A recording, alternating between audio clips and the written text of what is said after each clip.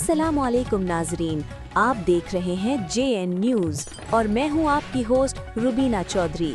सबसे पहले नजर डालते हैं आज की अहम खबरों पर।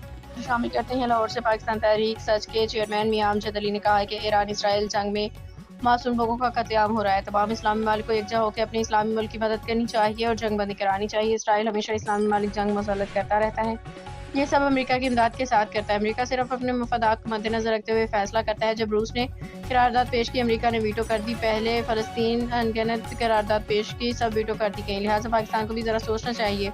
सेक्रेटरी इन्फॉर्मेशन पाकिस्तान तहरीक सच मोहम्मद बिलाल खान ने कहा कि अपने एक बयान में ईरान हमारा पड़ोसी मुल्क है, इसराइल वहाँ बेगुनाह अफराद के कत्ल कराए, अक़वाम मुत्तहिदा को नोटिस लेना चाहिए। पाकिस्तान तहरीक सच के सदर बहावलपुर जाम नज़ीर अहमद का कहना है कि पाकिस्तान को अपना मौक़िफ़ वाज़ेह करना चाहिए। पाकिस्तान अपने पड़ोसी मुल्क में जंग नहीं चाहता और ना ही इसराइल की हिमायत करता है। अमेरिका इसराइल की मदद करने के अलावा जंग बंदी करवाए।